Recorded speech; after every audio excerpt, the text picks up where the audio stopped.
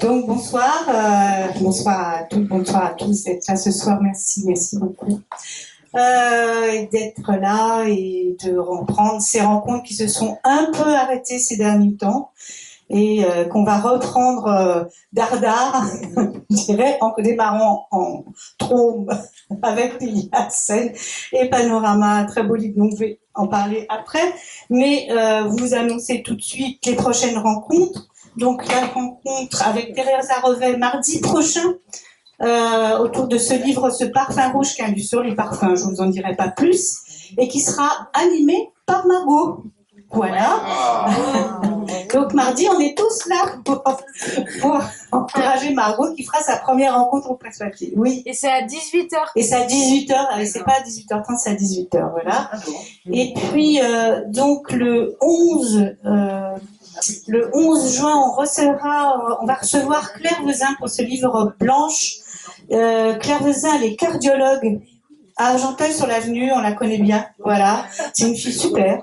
Et elle vient de sortir son premier livre qui est étonnamment, mais vraiment pour un premier roman très très réussi, et qui nous parle entre autres de l'état de l'hôpital et notamment l'état de l'hôpital d'Argenteuil, mais pas que c'est un roman, c'est vraiment un roman, complètement romancé, c'est pas, voilà, ça sera aussi peut-être l'occasion d'en toucher quand même deux mots, voilà. C'est nos prochaines rencontres, et puis n'oubliez pas donc bien sûr de soutenir les filles, la campagne Ulule qui est en cours. Vous pouvez participer sur le site du presse-papier notamment, mais bon, les filles, elles sont prêtes à prendre des chèques aussi si vous n'avez pas envie de vous embêter. Voilà, ça marche aussi très bien comme ça. Voilà. Et donc, elles ont vraiment besoin de notre soutien. C'est pas seulement une question d'argent, c'est aussi une question de est-ce qu'on croit en votre projet, et nous, on y croit tous, bien sûr. Et on est persuadés que ça va bien marcher. Voilà, donc tout ça, voilà, j'ai dit tout ce que je voulais dire. Et donc maintenant, je vais parler un petit peu, mais très très rapidement du livre de Lilia, qu'on a beaucoup aimé à la rentrée avec Nicolas, qui a été vraiment un de nos coups de cœur, Panorama, et surtout un coup de cœur de l'équipe du presse-papier, notamment Pamela, qui est là, qui se cache, mais qui a adoré le livre. Et c'est vrai que c'est un livre qu'on a beaucoup porté, beaucoup défendu en fin d'année pour les fêtes. Et puis, c'est un livre quand même qui a été reconnu, prix Renaudot des lycéens, donc c'est quand même un vrai prix de lecteur. Hein, voilà, il faut savoir que le prix Renaudot, c'est un vrai prix de lecteur. C'est pas seulement un prix Renaudot. Et donc on n'est pas surpris d'ailleurs que vous ayez eu ce prix, parce que c'est vrai que je me mets à la place des lycéens. Lire un livre comme ça, c'est quand même une dystopie, un thriller mené quand même à tambour battant, on va dire, mais une dystopie un peu glaçante malgré tout, puisqu'elle nous parle de la transparence et malheureusement, on y va. On y est déjà dans la société de transparence. Et c'est vrai que c'est un livre qui nous parle de ça et de ce que pourraient être les dérives de ces sociétés-là. Voilà. Donc, mais voilà, j'en dirai pas plus. En tout cas, c'est un livre formidable. Et Lilia, qu'on avait reçu pour Soleil amer, je pense que vous devez vous souvenir de Lilia pour Soleil amer, qu'on a vraiment beaucoup aimé aussi. Voilà, merci. Et puis, voilà, je vous laisse. Merci Catherine. Merci beaucoup. Je me présente en deux mots. Donc pour ceux qui me paraissent extraordinaires, ne se connaîtraient pas, Lilia est journaliste et maintenant elle a été chroniqueuse à la télé, dans une émission très célèbre et très quotidienne, et elle se consacre maintenant à la littérature. C'est pleinement, puisque c'est déjà dans ton troisième roman. Le premier, L'œil du pan, était en 2019, si je me souviens bien, et d'ailleurs le titre, L'œil du pan, est cité à un moment dans ton livre à propos d'une Instagrammeuse, d'une influenceuse. Soleil amer, qui a raconté l'histoire d'une famille venue d'Algérie et s'installant dans les années 60, et c'était un peu aussi l'histoire de nos banlieues, quoi. Là, les gens qui ont lu le livre ont dû reconnaître des moments de l'histoire d'Argenteuil aussi, et de toutes ces villes. Et donc Panorama, qui est sorti cette année. Alors pour résumer en deux mots, effectivement, ça se passe dans un futur relativement proche, de 2029, 2050, dans ces eaux-là. C'est un futur qui, disons, ressemble déjà beaucoup à notre présent. Disons, c'est le futur qui nous pend au nez, en quelque sorte. Et c'est l'histoire d'une société dans laquelle on prône la transparence, où tout le monde peut, les vitres les murs sont remplacés par des vitres, etc. Enfin, on expliquera tout à l'heure, et où tout le monde se surveille, donc, et où une famille disparaît. Et ça, c'est l'intrigue policière qui va lancer le livre. Mais je tiens à dire que c'est pas seulement une intrigue, c'est aussi un livre qui est vraiment très bien construit, qui est très drôle parfois à lire parce qu'il y a beaucoup d'inventions de langage et de situations assez cocasses, et c'est drôle et en même temps c'est très inquiétant. Et je me demandais, ce sera ma première question si tu veux, comment tu définirais le genre de ce livre. Moi, ça m'a fait penser un peu à un conte philosophique, un peu comme on en faisait au 18e, où on fait mine de parler toujours d'un autre lieu ou d'un autre temps pour mieux parler de notre... Exactement, c'est vrai qu'il y a eu un côté un peu candide. C'est drôle, on me l'a jamais dit, cet aspect conte philosophique, alors que je pense qu'effectivement... Ah ouais, ça y est. Eh bien, on va parler fort. C'est bon. Ça marche pas. Normalement, ça marche. Non, mais il faut pas trop le secouer, je crois. Mais sinon ça devrait marcher. Bon, oui, voilà, on m'avait jamais dit ça, alors qu'en fait, effectivement, je pense que c'est effectivement une bonne définition, puisque c'est quand même un roman assez métaphorique. Donc souvent, alors parfois on me dit effectivement dystopie. Je suis pas sûre que ce soit une dystopie, parce qu'en fait, au contraire, c'est presque plus une utopie. C'est une utopie dans ce que certaines utopies ont de pire, justement. C'est l'utopie d'une société du zéro risque, une utopie d'une société sans violence, une société de la transparence, donc d'une forme de surveillance qui empêche toute violence. Et dans ma tête, c'est plus une anticipation, et j'espère que je me trompe. C'est plus une anticipation qu'effectivement, c'est pas de la science-fiction du tout, c'est pas tellement dystopique au fond.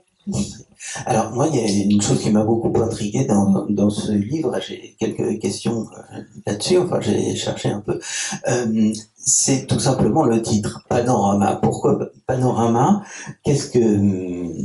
Alors évidemment, on peut dire que c'est un panorama parce qu'on voit plusieurs quartiers, des quartiers différents, et qui donnent un peu le panorama d'une ville ou d'une société. Mais j'avais noté également, alors attendez, je me suis dit de mon matériel, voilà, donc les quartiers qui sont en fait... il y a le quartier avec les, je sais pas quoi, avec les vieux, le quartier avec les riches. C'est une sorte de ségrégation en quelque sorte. Alors c'est une ségrégation, mais c'est une ségrégation volontaire. C'est des communautés. Donc c'est pas une vraie ségrégation. Mais c'est ce qui se passe un peu sur les réseaux sociaux aujourd'hui, et ce qui se passe dans beaucoup de quartiers aussi. Enfin, de toute façon, enfin en fait, étonnamment, le fait de le voir comme ça, c'est assez choquant. Mais j'ai encore une fois poussé des curseurs de choses qui existent déjà, à savoir finalement, on aime bien vivre à côté de ceux qui nous ressemblent. Sur les réseaux sociaux, on communique. En tout cas, je parle essentiellement pour les gens qui y sont, que ce soit dans des groupes Facebook, Instagram, etc., avec des gens qui nous ressemblent, des gens qui pensent plutôt comme nous. Les algorithmes font en sorte de vous conforter dans vos opinions. Et c'est vrai que j'avais envie de donner une matérialité à cette idée-là, qui est des quartiers comme ça de gens qui, parce que tout est transparent, n'acceptent de voir que ceux qui leur ressemblent. C'est une société qui donc est pacifiée, mais parce qu'en fait, il n'y a plus de communication, parce qu'en fait, on ne se mélange plus. Et pour moi, il y a quelque chose d'inquiétant, effectivement, dans ce système-là. Et si j'appelais le livre Panorama, c'est presque plus pour l'étymologie. Le préfixe pan en grec qui veut dire tout. Et panorama, en fait, c'est la vue totale. C'est la vue presque totalitaire, en fait, quand on voit tout le temps. Aujourd'hui, quand on pense au panorama, on pense aux grands espaces, aux paysages, quand on part en vacances, un superbe panorama.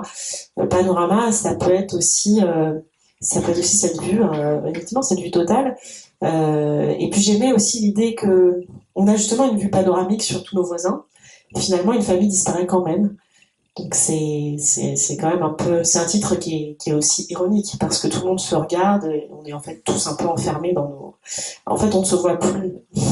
Et alors, je croyais que cette étymologie, justement, à laquelle j'avais pensé aussi, donc, pan, tout, et orama, je pensais que ça désignait aussi un peu le spectacle. Et c'est aussi tout le spectacle, et c'est un peu, paradoxalement, la société du spectacle, parce que tout le monde s'y expose et tout le monde s'observe. Mais Panorama, ça m'a fait penser aussi à la photo, notamment la photo numérique qui permet de faire des panoramas. Et ce thème de la photo, je ne le dis pas innocemment, est important parce qu'il y a un personnage dans le livre qui fait de la photo clandestinement et qui, elle, pratique la photo argentique. Donc le contraire. Hein. Et cette photo argentique, elle doit se développer dans un endroit secret, justement, où on n'entre pas la lumière, dans l'obscurité, dans une obscurité qui est éclairée seulement par une petite lumière rouge. Alors ça, c'est amusant parce que ça nous rappelle aussi le fait que ces appartements ouverts à tout le monde ont toujours une petite lumière rouge d'allumée pour qu'on puisse voir. Hein. Et je l'ai pris aussi un peu comme une métaphore de la création, parce que finalement, cette photographe, elle est obligée de se cacher, de s'isoler, pour pouvoir créer, pour pouvoir révéler, puisqu'une photo a besoin d'un révélateur. Effectivement, il y a tout ça. C'est pour ça que j'ai aimé ce titre. Il y a même une autre couche qu'on pourrait ajouter. C'est que Panorama, c'était le titre d'une émission diffusée par même par la BBC aussi. Et c'est la fameuse émission dans les années 90, au début des années 90, dans laquelle Diana fait des révélations sur sa vie privée, ce qui ne se faisait pas du tout. Et ça avait été perçu en Angleterre comme justement un affront terrible parce qu'on n'entre pas dans l'intimité de la famille royale, et elle a fait une entorse à cette notion de vie privée dans cette émission-là. Et donc je trouvais que ce clin d'œil-là aussi était intéressant, parce qu'en fait aujourd'hui ça se passe plus du tout comme ça. Et au contraire, plus on fait d'entorse au principe de la vie privée, plus on est reconnu, plus on est liké, plus on est apprécié. Et je ferai une toute petite dernière remarque sur panorama, c'est que dans le mot panorama, il y a le mot roman. C'est vrai. Panorama, roman, et on parlait d'Aragon tout à l'heure avant de commencer. Son premier roman s'appelait Anicet ou le panorama roman. Orama roman, il avait joué comme ça avec cette. C'est vrai. Et en fin de compte, ce panorama, c'est aussi le panorama du roman, quoi, si on me semble-t-il. La prochaine fois, je viendrai chez vous plus tôt parce que vous avez des idées que j'ai pas lues. D'accord. Bon, j'aimerais bien qu'on parle un peu du prologue, c'est-à-dire prologo, c'est ce qu'il y a avant le discours, quoi. En fait, c'est un prologue qui d'ailleurs n'est pas très clair quand on le lit la première fois. Il faut vraiment avoir lu le roman en fin de compte pour profiter du prologue. Mais bon, laissons tomber ça. Enfin, vous verrez en le lisant. Voilà. Ne lisez pas le prologue. D'ailleurs, je note que l'incipit, la première phrase, les premiers mots de ce prologue, c'est derrière la baie vitrée. Et effectivement, toute une partie du roman va se passer derrière ces baies vitrées. Et c'est l'occasion, ce prologue quand même, de nous présenter déjà, de nous intriguer d'abord, et de présenter 2 ou 3 personnages très importants, comme le personnage d'Hélène, donc qui est une policière, c'est elle qui va mener l'enquête sur cette famille disparue, son collègue Nico, qui est son adjoint, si on veut, et la fille de Hélène, qui s'appelle Tessa. Et alors ça c'est très drôle parce que dès le début elle fait sa gymnastique, sachant que tout le monde l'observe, elle fait sa gymnastique devant les vitres, devant les pompiers. Et je me suis dit pourquoi j'ai ça, et après l'éclair mais c'est parce qu'elle allume les pompiers. En fait les pompiers prennent feu. Et pourquoi ça nous fait penser à ça? Parce que ce livre ressemble par beaucoup d'aspects à Fahrenheit 451. Et Fahrenheit, c'est aussi un mot que vous reprenez un moment parce que les casques des pompiers sont siglés Fahrenheit, qui est un site de rencontre dont j'ai oublié le slogan, mais qui est très drôle. Enfin, donc vous jouez un peu avec tout ça, donc avec ces casques, etc. Et d'autre part, ce mal qui va, peut-être je m'égare, mais enfin ce mal qui va s'emparer finalement de toute une ville, et dans laquelle il va se trouver des îlots de résistance, disons, des gens qui vont résister. Ça m'a fait penser à un autre roman qui est La peste, tout simplement, de Camus. Alors, je ne sais pas si vous l'avez en tête. Hein. Oui, mais je pense qu'en fait, c'est ce qui est fou quand on écrit, c'est que c'est plein. En fait, on a plein de références aussi inconscientes. Moi, il y a des choses dont on va parler parfois dans certains de mes livres, et je me suis dit c'est fou parce que même par exemple dans L'œil du plan, à un moment, je fais un jeu avec les voyelles, etc. Effectivement, c'est typiquement un poème de Rimbaud aussi, et en fait, quand j'écrivais L'œil du plan en parlant des voyelles et couleurs mélangées, etc. J'ai pas pensé à ce poème en fait, mais forcément mon inconscient y a pensé. Et c'est ce qui est génial quand on écrit, c'est que le cerveau écrit, enfin la main écrit presque avant le cerveau, justement avant la réflexion.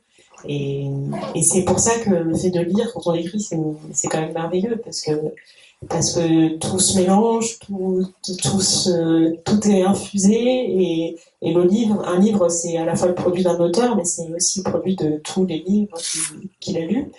Et donc effectivement, oui, sans doute, c'était pas conscient, mais sans doute. Alors, ce livre nous prévient dès le début, donc on est en 2049, nous dit, mais pour comprendre ce qui va se passer, il faut revenir 20 ans en arrière, il faut revenir 20 ans avant, et où se déroule un événement que tu vas nous raconter, nous expliquer peut-être, qui est la Revenge Week. Alors oui, quand j'ai commencé à écrire ce roman, j'avais cette idée de société de la transparence, de maison vitrée. Je me suis dit, mais en fait, personne ne pourrait accepter de vivre comme ça, sauf si il s'est passé quelque chose de suffisamment grave pour justifier un changement d'urbanisme, pour justifier le fait que les gens aient peur et qu'ils soient prêts à changer leurs habitudes et à sacrifier leur liberté pour plus de sécurité. Et j'ai réfléchi à différentes options. Je m'étais dit, bon alors, est-ce que un attentat pourrait provoquer ça? Bon, en fait, il y en a déjà eu, ça n'a pas provoqué ça. Une crise sanitaire, de la même manière, ça a changé des choses. On a intégré, par exemple, les QR codes dans nos vies. On a intégré tout un tas d'entorses à la vie privée, en réalité, de manière très naturelle, sans se poser de questions. Aujourd'hui, les QR codes font partie de notre quotidien. Mais ça n'a pas provoqué non plus ce changement-là. Et en fait, ce qui m'est apparu en réfléchissant bien, c'est qu'il y avait quand même un risque, et je pense que depuis, les événements n'ont pas fait mentir, c'est qui est lié à la question de la justice.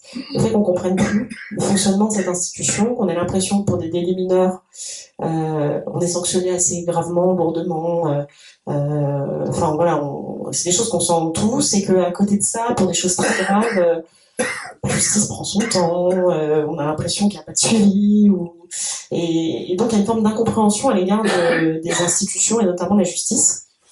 Et je me suis dit, si ça devenait, il se produisait quelque chose, je vais donner un exemple qui est terrible, mais qui illustre bien ce que je crois, c'est que si demain, un pédophile, par exemple, était attrapé par une partie de la population et lynché en place publique, et que cet acte était soutenu sur les réseaux sociaux massivement, je pense que la personne qui aurait, ou les personnes qui auraient commis cet acte-là, auraient beaucoup de peine à être jugées, que ce serait très compliqué. Et je me dis, en plus, ça pose la question de la responsabilité, c'est-à-dire que quand, par exemple, il y a pas si longtemps que ça, une jeune fille, je crois que c'était aux États-Unis, qui s'est suicidée après avoir demandé à ses abonnés si elle devait le faire.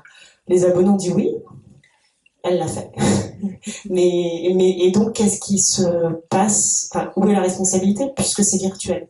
En fait, le problème, il y a un problème de frontière entre le virtuel et le réel, c'est que finalement, c'est pas virtuel, puisque que ce soit le harcèlement, que ce soit ce genre d'action, finalement, ça a des impacts dans la vie réelle. Et que ça, c'est des questions, en fait, on n'a pas le dispositif législatif pour y répondre aujourd'hui. Et je me disais que ça pouvait entraîner une sorte de basculement, de fracture tellement grave et tellement profonde qu'on serait obligé de repenser nos institutions et que ça, enfin voilà, même si ce sera peut-être métaphorique, en tout cas, en fait, rien qu'en pensant à ce qui s'est passé dans la période du Covid, par exemple, il y a des pays comme la Suède qui, pour vérifier qu'on était bien confinés chez nous, demandaient à ce qu'on allume les webcams à l'intérieur des maisons. Je parle pas de la Chine, hein, je parle de la Suède, que au nom du bien et pour bien faire, en fait, on peut demander beaucoup aux gens qui sont prêts en fait à beaucoup. Je me suis dit, mais en fait, jusqu'où? Et finalement, quand on parle avec des adolescents et qui nous répondent, quand on parle de Google, de Facebook, ah, moi j'ai rien à cacher, c'est très bien. Alors, personne n'a plus rien à cacher. On montre tout. Et après tout, bah oui, on n'a rien à cacher. Alors, on vit tous de la même manière. Si j'ai envie de lire, bah, je suis comme dans le métro. Après tout, qu'est-ce que je vais faire chez moi qui doit être secret? En fait, quand on y pense, aujourd'hui, plus on montre, plus on est justement, plus on influence les autres, plus c'est presque valorisé de montrer sa chambre à coucher, de montrer la manière dont on se maquille, de se montrer sans maquillage, de montrer... Enfin voilà, tout ça, c'est des choses qui sont montrables aujourd'hui. Donc voilà, donc c'est des réflexions que j'ai poussées assez loin, mais qui m'ont fait, m'ont fait penser à cette semaine qui est, pour ceux qui n'ont pas lu, une semaine de vengeance où les gens, avec le soutien de leur communauté sur les réseaux, se vengent des crimes ou des maltraitances ou des violences qu'ils ont subies. Et ça pose un conflit, ça pose une question morale, et ce conflit moral m'intéressait. Voilà. En fait, ça remet en cause un peu les principes, on en parlera tout à l'heure si tu veux, de la justice qui sont les nôtres actuellement, c'est-à-dire, là c'est un peu l'opinion publique, le candidaton, etc., qui juge avant la justice, quoi. Une petite note là, que j'avais notée sur cette histoire qu'on revient 20 ans avant. Je me suis dit, mais 20 ans avant, ça me fait penser à Dumas 20 ans après. Et pourquoi est-ce que ça m'a fait penser à Dumas? Bah voilà, tout simplement parce que la famille qui disparaît, c'est les Royer Dumas.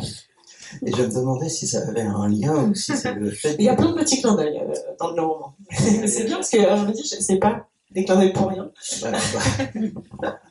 Bon, on pourrait peut-être parler de cette histoire de transparence, tu as commencé déjà à l'expliquer. Alors, donc c'est sous couvert de sécurité, hein, on l'a dit, et apparaît à cette occasion un personnage très inquiétant qui est un architecte qui s'appelle Victor Joannem. Alors Victor, qui s'écrit avec un K d'ailleurs, et dont tu nous dis à la première description qu'il a une mèche qui lui barre le front comme ça. Je trouve qu'il ressemble un peu à Hitler, moi. Mais enfin bon, et le fait que son nom soit écrit à l'allemande en plus, pour moi c'est mais enfin bon, c'est un peu une graine de dictateur quand même. Et lui, il profite de l'occasion pour transformer toutes les habitations, les murs-tons, etc. Et tout est remplacé par un verre de son... C'est la transcendance citoyenne, la transparence citoyenne, c'est ça fait. Et il a l'invention d'un verre qui permet donc de voir le verre X pur. Alors c'est très drôle parce que tu dis, il est plus isolant et moins réfléchissant. Alors c'est tout à fait ce qui va arriver aux gens qui l'habitent. Et cette histoire de fausse pureté, parce que c'est un tartuffe, quoi. C'est quelqu'un qui profite de la situation. Enfin, tu le pousses très loin. C'est une pureté, mais une pureté dangereuse, si on veut. Et il y a plein de choses très drôles. Par exemple, tu dis que, en parlant d'un jardin, que même les plantes poussaient droit et sans épines. Les fleurs poussaient droit et sans épines. Et il disait à propos du jardin d'une habitante, là tout n'est qu'ordre et beauté, luxe, calme et sécurité. Un printemps un peu clair, évidemment. Et, qui n'aurait pas écrit sécurité. oui, non, bien sûr. Et voilà, et je me demandais si tout ça, cette société-là, ces immeubles en verre, etc., c'était pas un mirage, en fait, et une sorte de miroir aux alouettes. Oui, c'est tout à fait comme ça que je vois les choses, mais parce que le verre a une propriété aussi, enfin plusieurs propriétés. Ce qui était intéressant avec le verre, et d'ailleurs si un jour vous allez à Manhattan, vous avez cette chance, il y a l'Apple Store de Manhattan dont je parle dans mon livre, qui est un cube de verre, qui est allumé 24 heures sur 24. C'est la consommation à tous les étages et tout le temps. C'est une sorte d'idéal américain, d'idéal new-yorkais, et tout ça dans une sorte de cube de verre, et tous les produits Apple ont ce truc, enfin vraiment c'est vraiment c'est ce qui représente le plus cette marque, c'est le verre, quoi. Et ce qui est intéressant avec le verre comme matériau, c'est que c'est un matériau qui est à la fois très fragile, si je fais tomber mon verre, il se casse, mais si je l'enfouis dans la terre, il va vivre très longtemps, sa durée de vie est très longue. Donc c'est un matériau des paradoxes. C'est un matériau qui permet de voir au travers et en même temps qui marque une distance. Quand on l'a vu pendant la période du Covid, quand on mettait des plexiglas ou du verre, ça signifiait pas le contact nécessairement, ça signifiait la vision, on voit ce qui se passe, mais il y a une distance. C'est un matériau qui a une matérialité, mais qui dit une sorte de rêve d'immatérialité aussi. On a l'impression que c'est vaporeux, que c'est comme un nuage. Et tout ça, en fait, pour moi, ce matériau, il incarne tous les paradoxes de notre époque. En fait, on est exactement là-dedans. À la fois, on veut se voir, mais on ne veut plus se toucher. C'est Paul Virilio, qui est urbaniste et qui parlait de la loi de proximité en disant qu'il y avait... Il parlait de ça à l'époque de la télévision déjà, mais ça s'est renforcé, l'inversion de la loi de proximité. À savoir que vous voyez des gens derrière un écran et la télé ou les réseaux sociaux créent ça, vous avez l'impression de les connaître, qui sont vos amis, et à côté de ça, vous allez croiser votre voisin, vous n'allez pas lui dire bonjour. Et en fait, dans une société de verre, c'est ce qui se passe. C'est que les apparences l'emportent sur le contact, sur le fait de se toucher, le fait de s'approcher, d'oser communiquer. Demander à quelqu'un de nous prendre en photo, tout à l'heure, ça devient rare. Ça devient rare, voilà, tout est fait maintenant avec ce petit objet pour qu'on n'ait plus à déranger qui que ce soit, à poser une question dans la rue, parce qu'on est tous absorbés. Et c'est vrai que ce matériau, il dit tout ça, et pour moi, c'est pour ça que d'ailleurs j'ai appelé un chapitre l'âge de verre. C'est qu'on est dans ce nouvel âge, après l'âge d'or, l'âge de fer, de plomb, etc. Moi, on est vraiment dans cet âge de verre. Et d'ailleurs, si vous faites attention aux nouvelles architectures, en Arabie Saoudite, il y a cette ligne qui s'appelle The Line. C'est une sorte de long rectangle en verre. Toutes les architectures contemporaines, elles sont pensées très souvent à partir du verre, très souvent. Cette transparence inquiétante, c'est aussi, elle met à mal évidemment ce qui est peut-être le plus important pour nous, c'est l'intimité et notamment l'amour, le désir et tout ça qui a une grande place dans le livre, enfin qui est assez mis à mal aussi. Alors il y a des inventions vraiment très drôles, il y en a une, il faut absolument qu'on en parle, c'est qu'elle invente des lits sarcophages, c'est-à-dire pour que les couples ou les amants, etc., soient quand même un peu protégés du regard des autres. C'est des lits qui se ferment comme ça, comme un sarcophage. Or, avec des boutons évidemment d'alerte au cas où il y en a un qui n'est pas consentant, ou je ne sais quoi. Ouais. Et donc c'est très drôle, d'autant plus que le sarcophage, c'est quand même un tombeau, donc c'est pas l'endroit idéal dans lequel on rêve de faire l'amour habituellement, quoi. Donc il y a ça, et tu dis à cette occasion, finalement, cette société-là, c'est la disparition de la chambre à soi, chère à Virginia Woolf, et au boudoir, qui est le lieu justement des libertins et de l'aventure amoureuse. Et c'est pour ça que je me permets, si tu veux la commenter après, de citer un passage de la citation que tu mets au tout début de Baudrillard, qui dit le plus visible que le visible, l'obscénité. Qui est le plus visible.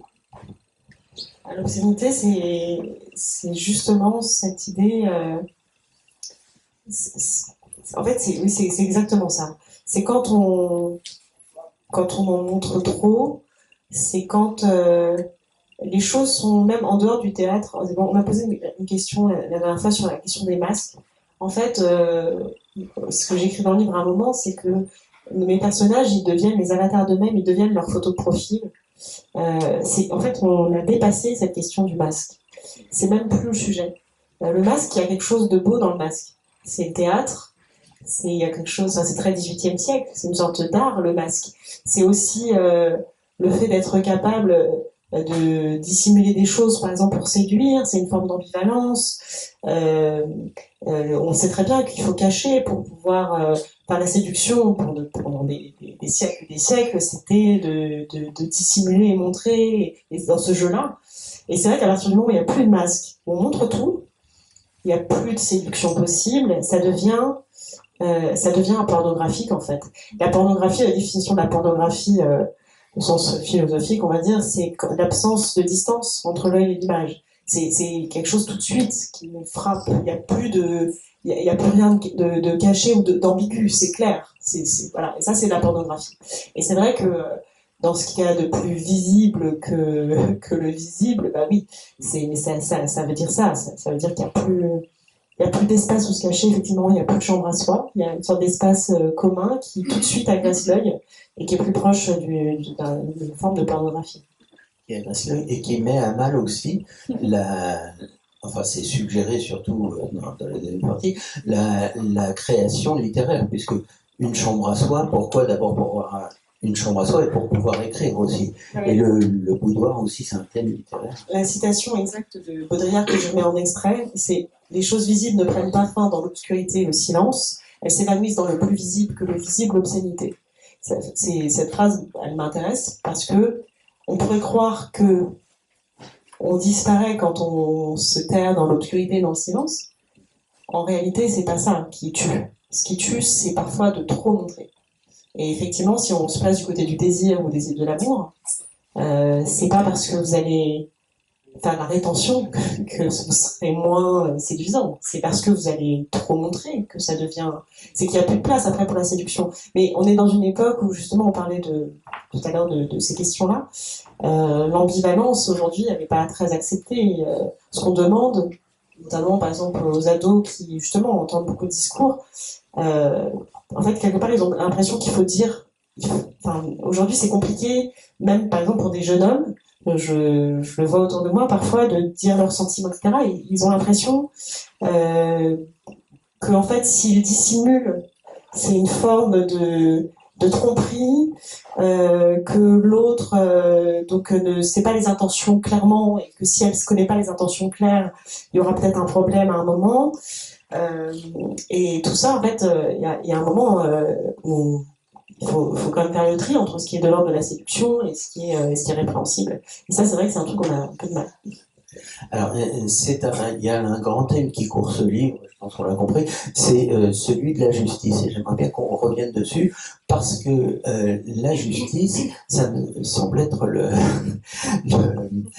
en quelque sorte le contraire de la transparence, puisque l'allégorie d'ailleurs de la justice, c'est avec la balance et surtout les yeux bandés. Pourquoi est-ce qu'elle a les yeux bandés?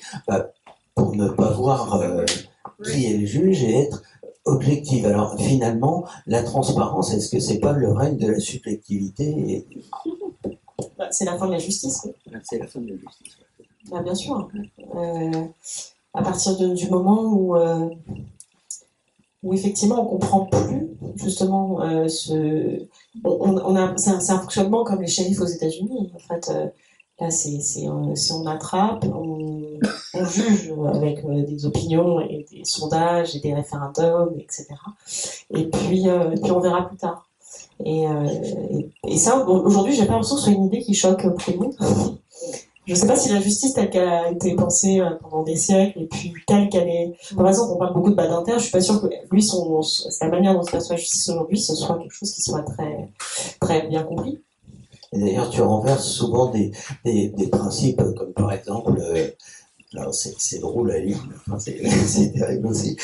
Par exemple, un accusé est innocent tant qu'il n'est pas reconnu coupable. Ben là, c'est le contraire, en fait. Un accusé, c'est à lui de prouver son innocence, sinon il est considéré comme coupable. Et alors, Je suis pas sûre que ça choque beaucoup de monde. et il y a une sorte de démonstration, pas par la tienne, mais enfin où tu pousses très loin dans le livre, c'est qu'il y a 2 scènes de procès, et notamment celle d'un garçon qui a 7 ans, je crois, enfin qui est très, très jeune, qui a essayé de... Non, c'est une fille, je crois, enfin, c'est un truc comme ça. Et... ah oui, non, c'est ça, oui, elle l'a entraîné dans un sarcophage, et puis il s'est mépris sur ses intentions, apparemment. Bon, bref. Et en fait, on demande aux gens de voter par Internet ou de s'exprimer, hein, et il est condamné. Et ce qui fait que ça durcit encore plus les peines, ça crée un précédent, puisqu'on dit, bah, si on peut être condamné à partir de 7 ans à faire de la prison, bah, on va pouvoir condamner encore beaucoup plus de monde. Et d'ailleurs, je fais une petite citation, on abrage la justice, quoi, en quelque sorte. Et tu dis, alors je pense que tout le monde va reconnaître de qui il s'agit, il y a une émission télé à ce moment-là au sujet d'un procès, et l'animateur dit, maintenant vous pouvez voter sur les réseaux sociaux, les chéris. Alors, les chéris, je pense que ça doit vous évoquer. Enfin... Je vois pas du tout Bon, d'accord. à qui vous faites référence. Bon. Non, mais parce que ça, c'est une chose que j'ai vue en fait. C'est pour ça qu'on rigole depuis tout à l'heure sur la dystopie, sur ah, c'est rigolo, ça n'existe pas. Il s'est passé exactement ça sur une affaire judiciaire l'année dernière. J'allume ma télévision, je zappe et je m'arrête parce que je me rends compte qu'il y a une Miss France qui est en train d'engueuler un magistrat sur les questions de justice, ça me paraît un peu incongru. Et je me dis, bon, pourquoi elle lui faisait la leçon?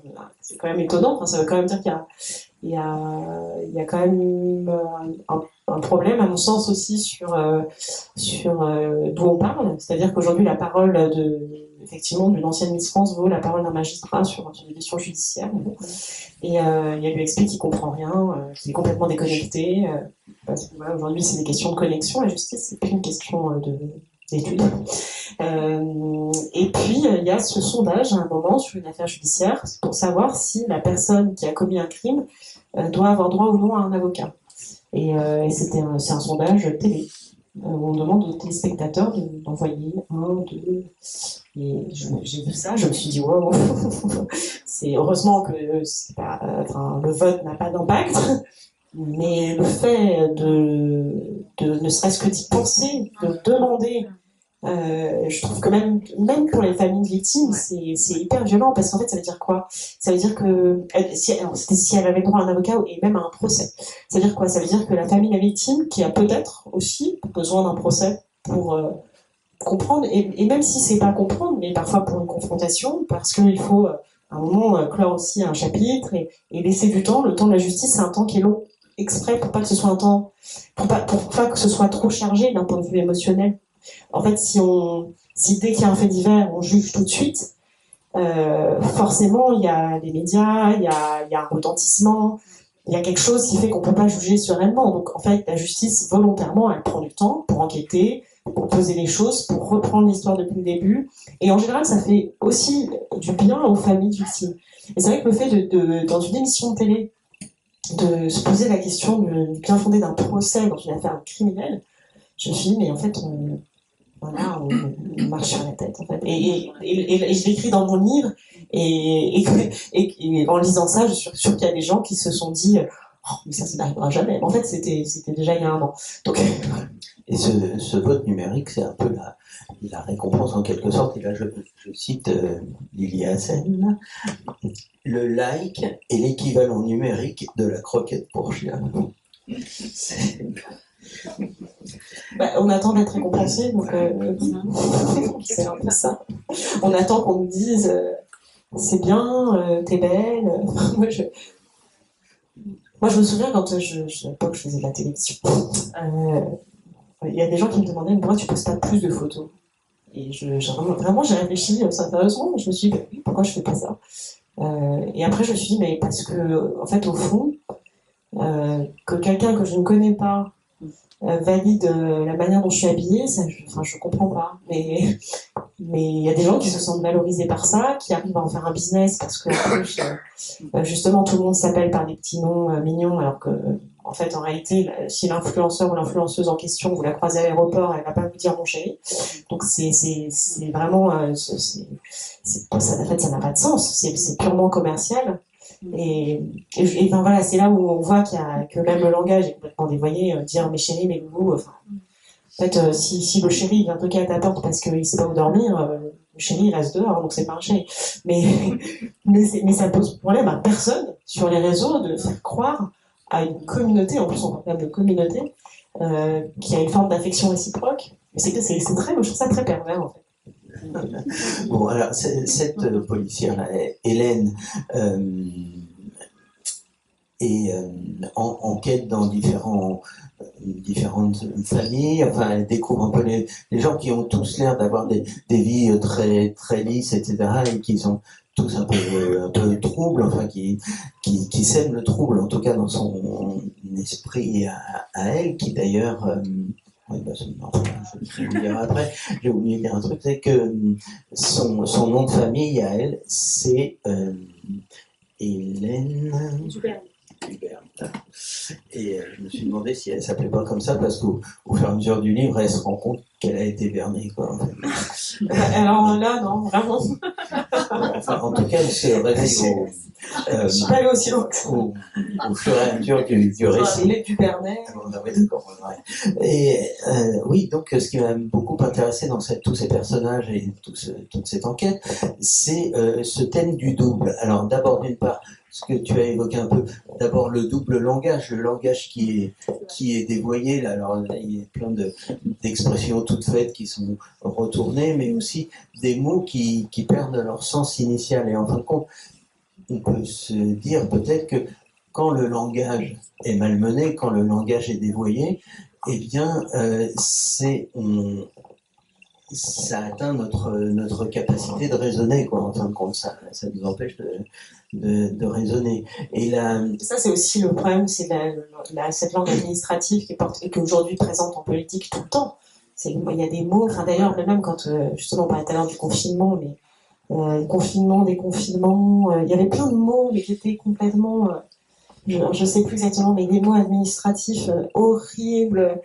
Et en fait, je sais pas, il y a cette perte de sens qui fait aussi qu'on a du mal à écouter les hommes politiques aujourd'hui, parce que les Grenelles de la santé, le troisième Grenelle, enfin, en fait, c'est pourquoi un Grenelle, enfin, ça veut rien dire. C'est vraiment toute la journée qu'on entend ça, quoi. C'est des commissions, des conseils de défense, des Grenelles, et c'est des mots qui ne doivent pas choquer non plus, parce que... C'est des mots qui ne veulent rien dire pour pas choquer. La policière, par exemple, on doit l'appeler gardienne de sécurité. Gardienne de protection. Voilà, gardienne de protection. Oui, parce que la police, c'est pas un mot qui est accepté dans cette société-là. Et ce thème du double, me semble-t-il, il touche aussi un grand nombre de personnages. Alors, on ne va pas tous les énumérer parce que vous verrez en le lisant, on ne dévoile pas trop l'intrigue, hein, puisqu'il y a quand même ce plaisir de découverte. Mais par exemple, il y a deux sœurs, Rose et Olga, qui habitent l'une à côté de l'autre, qui sont liées, qui dépendent un peu l'une de l'autre. Il y a une autre habitante qui s'appelle... qui a un collectif, le collectif Junon, qui est pour faire à l'occasion d'une bonne œuvre, enfin, de récolter des trucs. Et alors, ce Junon, ça m'a fait penser au masque de Janus aussi, c'est-à-dire le masque à deux faces, quoi, quelqu'un qui a l'air gentil d'un côté et en colère de l'autre. Et aussi un personnage très important, Lou, la fameuse photographe dont on parlait tout à l'heure, dont on apprend au fil du récit que son nom de famille est Novak. Et Lou Novak, pourquoi? Parce que Novak, ça nous fait penser à Kim Novak et à Vertigo, qui est le film même du double et de l'imposture. Je suppose que c'est pour ça qu'elle s'appelle comme ça. C'est drôle parce que en fait, je pense que c'est vraiment certaines références, c'est vraiment inconscient, quoi. Ah bon, Mais effectivement. Bon, elle va tourner. Bon, Effectivement. Non, mais c'est fou parce que, non, mais vraiment, c'est intéressant parce que je me demande parfois pourquoi je choisis certains noms. Et là, ça me semblait évident. D'accord, bon, voilà. Et alors, une petite chose aussi que j'ai noté parce que Hélène fait des rêves au fil de son enquête. Elle retrouve la faculté de rêver qu'elle avait un peu perdue. Dans ses rêves, elle rêve, parce qu'elle a vu des tableaux qui représentent cette scène, elle rêve qu'elle est une femme dans une forêt qui erre et qui a un fil à ses chevilles, je crois, elle est reliée par... Et alors donc, ces personnages perdus, reliés avec un fil, évidemment, ça m'a fait penser au fil d'Ariane, qui permet de ne pas se perdre et de ne pas être dévoré par le Minotaure. Et fil, il y a un autre personnage qui a une affaire de fil dans ce livre, c'est le petit garçon qui a disparu, qui retire tous les lacets des chaussures pour s'en faire une amie imaginaire qui s'appelle Ficelle. Et on peut dire, ça fait d'ailleurs penser un peu à la chanson de Charles Trenet, Je chante. Il y a quelque chose en plus de terrible avec cette histoire de Ficelle, c'est que peu de temps, je ne sais pas si vous vous souvenez, peu de temps après la disparition d'Émile, les enquêteurs ont fait à peu près le même constat en se demandant pourquoi il n'y avait pas les lacets sur ses chaussures. Et je me suis dit, c'est incroyable. C'était vraiment la disparition d'un enfant dans mon livre. Et effectivement, on ne retrouvait pas, il n'y avait pas les lacets. Et il n'y a pas si longtemps, il y a eu pas mal d'articles sur la disparition de cet enfant où on a retrouvé ses vêtements et on n'a pas retrouvé les lacets, quoi. Et je me suis dit, c'est quand même, ça fait un peu peur quand même. C'est ces lacets qui finalement vont le sauver, puisqu'à la fin, comme dans la chanson, il dit Ficelle, tu m'as sauvé, etc. Et évidemment, ça crée un lien. Enfin, dans notre. Pas de se dire non plus, hein. Non, mais ça, c'est. De toute façon, ils auront oublié dans sa vie. Ils sont oubliés. La question que je me posais, c'est que ces deux personnages qui sont liés, Hélène et le garçon qui s'appelle Milo, parce que je me suis dit, mais Hélène a ce prénom grec et lui qui s'appelle Milo, mais est-ce qu'elle n'est pas sa Vénus finalement? Ça, c'est des interprétations. Bon, enfin, un peu. Bon, de même d'ailleurs que. Alors, bon, je suppose qu'il y a le personnage de Lou, là, qui est la photographe, etc. On apprend qu'elle a à un moment qu'elle a une cousine qui s'appelle Bianca. Alors, je me suis dit, mais pourquoi est-ce qu'on nous dit ça alors que ça, elle n'est pas développée, quoi. Après, dans le livre, je me suis dit, mais c'est parce que de par la ville, elle est connue comme le loup blanc et que Bianca, c'est Il y a Bernard aussi. Non, mais c'est vrai, non, mais elle joue beaucoup avec ce prénom parce que par exemple, tu parles des poèmes à loup d'Apollinaire. Mais je ne vais pas aussi loin que certaines choses. Non, mais le lecteur. C'est bien, c'est génial. Bon, bref. Et qu'est-ce que sur quoi, parce que je surveille, mais je surveille là. Voilà, en fin de compte, pour ne pas dévoiler la deuxième partie et après avoir dévoilé la fin, s'acheminer quand même et s'acheminer un peu vers la conclusion. Vers la conclusion. Je me demandais si finalement la grande leçon de ce livre, c'était pas d'essayer de se reconnecter à un monde complètement déconnecté, dont le livre est l'image idéale, puisque bon, on va pas raconter ce que deviennent les. Mais il y a plusieurs livres des bibliothèques qui sont cachés, des livres de poèmes qui font avancer aussi l'intrigue, et le livre, c'est un peu à la fois la quête de l'intimité, l'écriture, la lecture, et c'est aussi peut-être un monde justement qui est toujours. Enfin, c'est un dialogue qu'on a avec soi, donc c'est quelque chose qui est toujours opaque et qui est le contraire de la transparence, quoi, finalement. Oui, je crois que c'est Gabrielle Garcia Marquez qui disait une phrase que j'aime beaucoup parce que je trouve qu'elle dit, elle dit énormément de choses sur le fait que chaque homme, chaque être humain a 3 vies. Une vie publique, hein, une vie privée et une vie secrète.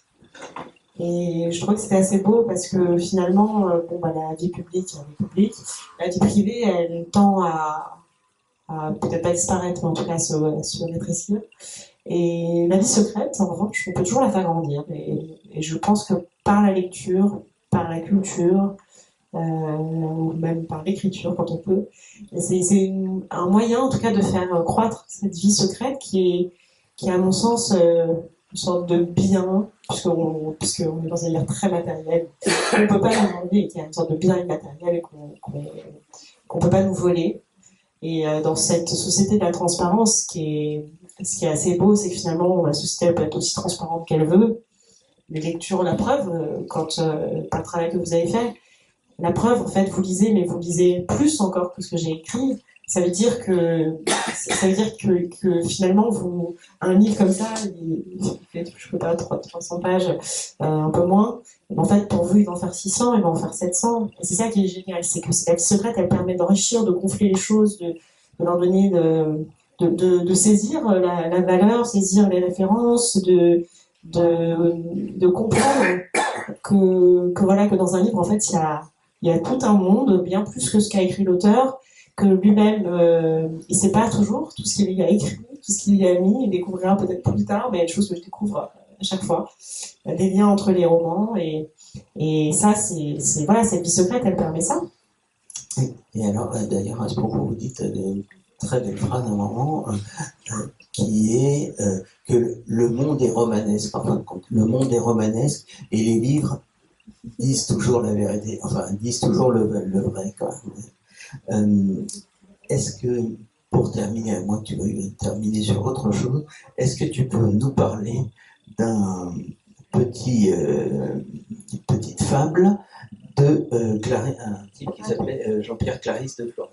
Ah oui, la fable des grillons. Voilà. Voilà, vous la connaissez tous, puisque c'est la fameuse phrase pour être heureux, vivons cachés. Vivons cachés.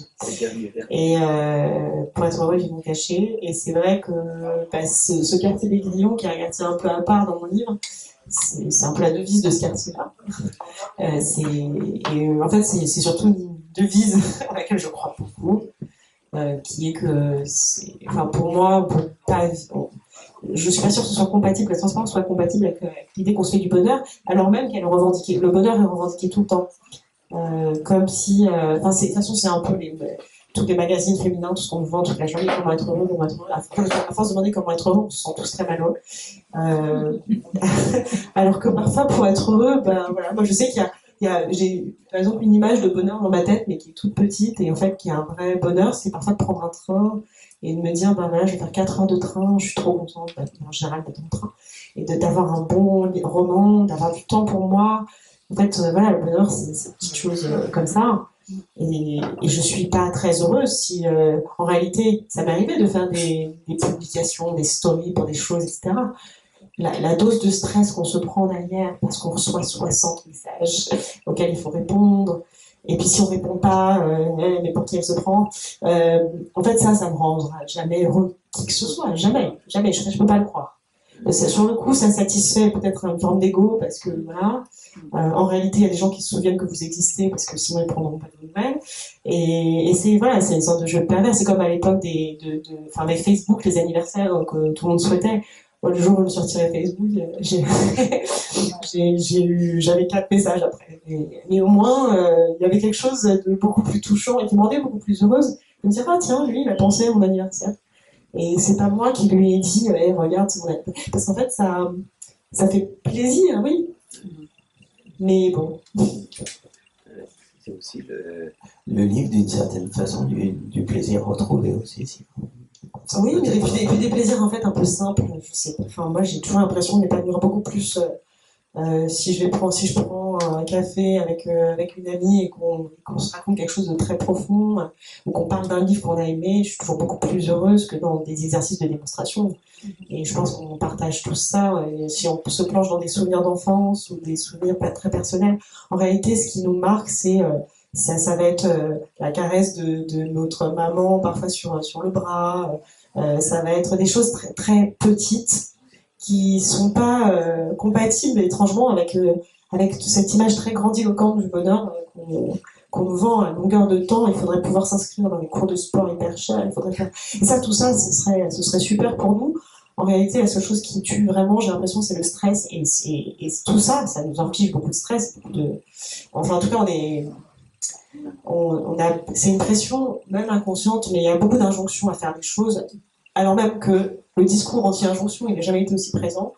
On n'a jamais autant parlé de charge mentale, des injonctions, la libération du corps, etc. En réalité, bon, vous regardez la publicité, ça reste des jolies femmes minces, jeunes. Les choses, elles sont dans les mots, mais elles ne sont pas dans les actes. On va peut-être s'arrêter là-dessus. C'est un Pardon, j'ai fait un peu de...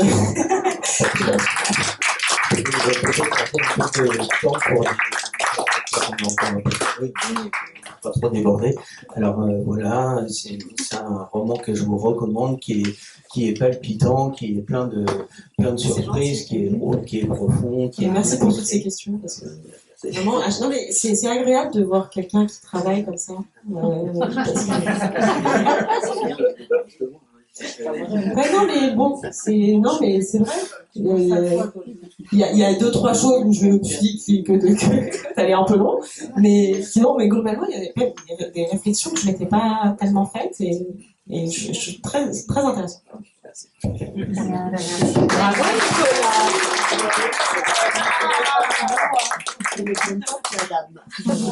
Et si vous ne les avez pas lus, il y a les précédents là, qui sont sortis en poche. On les a déjà.